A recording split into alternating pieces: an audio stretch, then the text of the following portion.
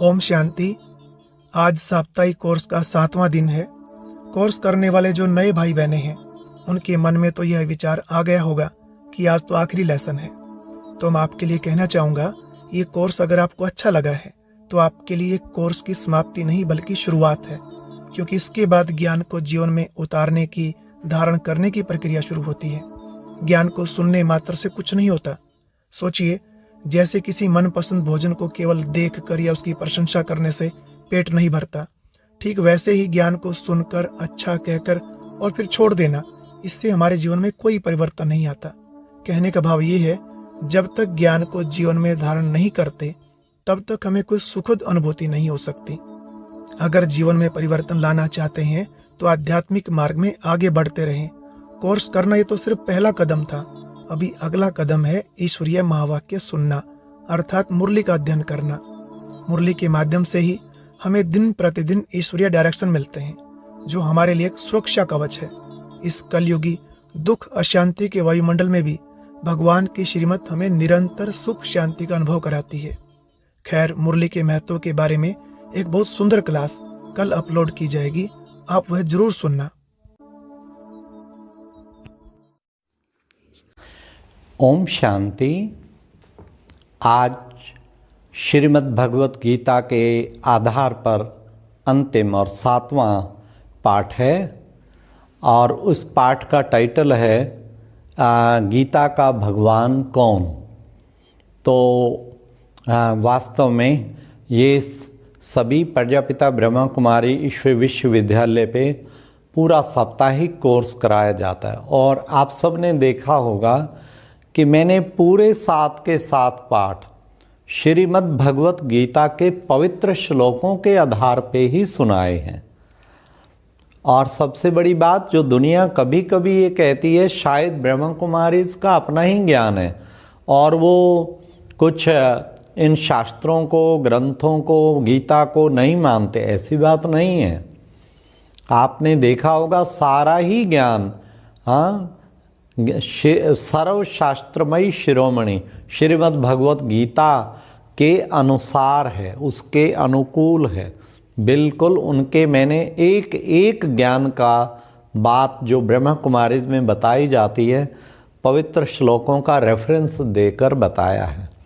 और अब ये लास्ट पार्ट जो है गीता का भगवान कौन, आप सबको मालूम हो गीता में टोटल 701 श्लोक हैं, और उन 701 श्लोक में लगभग 575 श्लोक श्री भगवानों वाच के, श्री भगवान मतलब स्वयं भगवान बोले, या तो उसमें ईश्वर वाच आया है, या परमेश्वर वाच आया, महेश्वर वाच आया है। तो हर जगह आप देखेंगे उस ईश्वर, परमेश्वर, महेश्वर, परंतु कहीं भी कृष्ण भगवानों वाच नहीं आया। अब इसका क्या गहरा अर्थ है, क्योंकि भगवान अपना परिचय देते हैं। उन्होंने स्पष्ट, जैसे कि पिछले अध्याय में बताया था, ना मुझे देवता जन जानते हैं, ना मुझे महर्षि जन जानते हैं, मैं जो हूँ जैसा हूँ अपना परिचय स्वयं देता हूँ। तो वो वास्तव में कौन है, और वो भी आपको एक उसमें सेकंड लेक्चर में स्पष्ट किया था, जिसमें भगवान श्री भगवान बोले ज्योतिषाम अपि ज्योति, ज्योतियों का भी मैं ज्योति हूँ। और अर्जुन ने भी कहा मुझे असली स्वरूप अपना दिखाओ, और उसमें भी उसने कहा तुम इन नेत्रों से नहीं देख सकते, इन नेत्रों से बिल्कुल नहीं देख सकते, ये तो स्थूल रूप है, लेकिन असली रूप परमात्मा का कौन सा है। फिर उन्होंने कहा उसके लिए दिव्यम चक्षु, दिव्य चक्षु ददामी, मैं तुझे दिव्य नेत्र देता हूँ। तो फिर दिव्य नेत्र मिलने के बाद देखा तेजो में है वो तो बहुत, और स्पष्ट बार बार श्रीमद् भगवत गीता में कहा है कि मैं अजन्मा हूँ और मैं साधारण मनुष्य तन में अवतरित हो के कार्य करता हूँ। जैसे कि अवजानंती मां मूढ़ा, मुझे मूढ़मती लोग पहचानते, मानुषी तनमाश्रितम, वो एक मनुष्य तन में अवतरित हो के वो निराकार परमात्मा, ज्योति स्वरूप परमात्मा पिता श्री ब्रह्मा के माध्यम से ईश्वरीय ज्ञान सुनाते हैं। तो इससे एकदम स्पष्ट है श्रीमद् भगवत गीता का सत्य ईश्वरीय ज्ञान वो परम पिता परमात्मा शिव के द्वारा सुनाया गया। और दूसरी बात, सारे श्रीमद् भगवत गीता में अहिंसा की शिक्षा, अहिंसा परमो धर्म, अहिंसा परमो धर्म। और जितने भी अध्याय हैं पीछे योग, संन्यास योग, कर्म योग, ये तो श्रीमद् भगवत गीता योग शास्त्र है, ना कि युद्ध शास्त्र है। टोटल आप देखना, वैल्यूज़ की बातें बताई, नैतिक मूल्यों की बातें बताई है और अहिंसा को प्रमोट किया है। जैसे 10वें अध्याय के 5वें श्लोक में स्पष्ट कहा है, अहिंसा समता तुष्टिस्तपो दानम यशो अयशा भवन्ति भावा भूतानाम मत एव प्रत्यग्विधा। मतलब देखो कितने सुंदर वैल्यूज बताई हैं।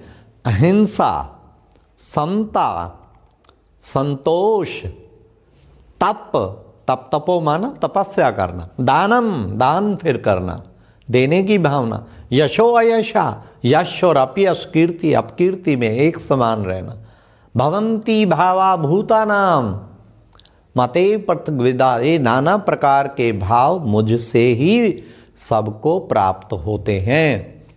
तो आप सोचिए, पहली बात ही अहिंसा की कही है। समता मतलब चाहे कोई तेरे से उल्टा करे सुल्टा करे, समदृष्टि रख और अहिंसा की भावना रख, जरा भी किसी को दुख नहीं देना। श्रीमद् भगवत गीता में तो मन से भी दुख देने के लिए मना किया है। अब आप सोचिए कितना क्लियर है उसमें कि ये युद्ध कोई हिंसक नहीं था, ये अहिंसक युद्ध है। फिर आप देखेंगे 10वें अध्याय के 5वें श्लोक में फिर से कहा है, अमानित्वम दंभित्वम अहिंसा शांतिराज्वम आचार्य उपासनम। मतलब देखो वहाँ भी स्पष्ट इसी तरह की बात कही है कि हमें इस तरह का जो है दंभाचरण वाला अभाव, श्रेष्ठता के अभिमान का अभाव, और फिर अहिंसा, फिर शांति, क्षमा भाव, और फिर मन वचन कर्म से सरलता का भाव, और आचार्य उपासनम, भाई गुरु के प्रति बहुत, गुरु हो या बड़े हों, आचार्य जन हो, उनके प्रति भी एक सत्कार भाव, सोचम अंतर शुद्धि, फिर स्थैर्यम, आप सोचो स्थिर मन वाला, आत्म विनिग्रह के अर्थात अपनी इंद्रियों का निग्रह है, कंट्रोल। अब आप सोचिए इसमें कहाँ क्रोध आया तो आपका इंद्रिय कंट्रोल में रहे, ईर्ष्या आई कंट्रोल में नहीं रही, तो क्या कह सकते हैं हम जो ये युद्ध है ये क्रोध और ईर्ष्या और उन सब चीज़ों से परे है क्या? बताइए। तो भगवान किस युद्ध की बात कर रहे हैं? वास्तव में वो युद्ध दूसरा है। स्पष्ट श्रीमद् भगवत गीता के कई श्लोकों में कहा, कामेशु क्रोधेशु, ये काम सबसे बड़ा तेरा दुश्मन है, क्रोध सबसे बड़ा दुश्मन है। तो इन दुश्मनों से युद्ध करने के लिए कहा। और अर्जुन ये जो ज्ञान अर्जित करने वाला 575 श्लोक में श्री भगवानोवाच, और 85 श्लोक ऐसे हैं जिसमें, और इन 575 में 21 श्लोक जिसमें ईश्वरोवाच, ईश्वर बोला, ईश्वर ने बोला, ईश्वर बोले। और फिर उसमें 85 जो हैं वो है अर्जुनोवाच, 41 श्लोक हैं संजयोवाच, एक है धृतराष्ट्रवाच। तो वास्तव में अर्जुन भगवान कहते हैं ये आत्मा जो ज्ञान अर्जित करना चाहती है वो एक अर्जुन के लिए इतना अनमोल गीता ज्ञान नहीं है। हम सब जो आत्माएं अर्जित करना चाहती हैं ज्ञान, वो अर्जुन है। तो उनके लिए खास कहा कि देखो ये जो है परमात्मा जो ईश्वरीय ज्ञान दिया है कि इसमें तुम्हें इन चीज़ों का अभाव, दंभाचरण का अभाव, श्रेष्ठता के अभिमान का, अहिंसा, सबसे मेन चीज अहिंसा पे। अब आप बताइए अहिंसा और फिर शांति राज माना कि क्षमा भाव। अब क्षमा भी साथ में, कितना कोई गलती करे, चाहे कौरव करें चाहे कुछ करें, क्षमा भाव और अहिंसा, जरा नहीं किसी को दुख पहुंचाना। आप सोचो वो तो स्वयंभू भगवान सर्वशक्तिवान क्या नहीं कर सकते थे। जब धृतराष्ट्र को अंत में उसने कहा कि आज आपने मेरे जो है अंतर मन की वो खोल दी है, जो अंतर आँख खोल दी है, हाँ, तो क्या भगवान सर्वशक्तिवान परमात्मा शुरू में ही शकुनी की और दुर्योधन की और धृतराष्ट्र की, इनकी अगर आंख खुल जाती, बिल्कुल मन शुद्धि हो जाती, तो 18 क्षोणी सेना जो इतना हत्याकांड हुआ वो सब बच जाता। और भगवान कर सकते हैं। आज भी कई सिद्ध पुरुष हैं जो दृष्टि दे के भी किसी के अंदर की कालिमा को दूर कर देते हैं। तो इस तरीके वास्तव में युद्ध, ये वाला युद्ध नहीं कराने वाले, किसी को दुख देना, कष्ट देना, हत्याकांड कर देना इतने जनों का, तो वास्तव में 18 क्षौणी सेना का सबका मारा जाना, तो वास्तव में ये कोई वो हल नहीं है। आज भी बुद्धिजीवी लोग इस तरह की खून की मार पिटाई आपस में करते हैं, अवॉइड करने की कोशिश करते हैं अच्छे समझदार लोग, कि ये कोई हल नहीं है, ये बढ़ता ही जाएगा। इसलिए वास्तव में भगवान ने फिर 16वें अध्याय के दूसरे श्लोक में फिर पुनः परमात्मा का जो श्री भगवानोवाच अहिंसा सत्यम क्रोधस्त्यागा शांतिर्पेशुनम जो कहा है, अहिंसा, सत्य भाषण और अपकारी पे भी क्रोध का त्याग, और फिर उसमें खास कहा है कि किसी की निंदा भी ना करना। बताइए, सारा ही श्रीमद् भगवत गीता में आप देखेंगे नैतिक मूल्यों का ज्ञान दिया है, और किसी चीज का ज्ञान नहीं, नैतिक मूल्यों का ज्ञान।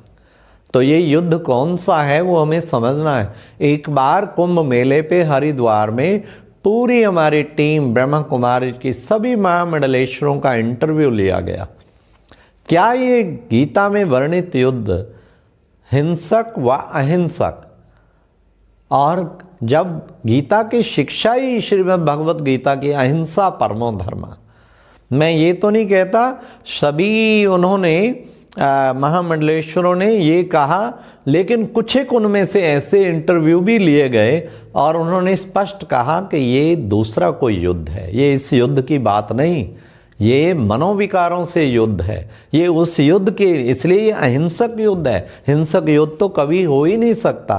तो अब आप सोचिए, इसलिए इस पर ब्रह्मा कुमारीज ने लगभग हर स्टेट में इस पर बहुत बड़े बड़े सेमिनार किए हैं, जिसमें स्पष्ट किया गीता का भगवान कैसे परम पिता परमात्मा, हाँ, ज्योतिषाम अपि ज्योति, वो निराकार अजन्मा, वो ज्योति स्वरूप परमात्मा शिव अब वास्तव में प्रजापिता ब्रह्मा के रथ में, कोई घोड़े गाड़ी के रथ में नहीं आया।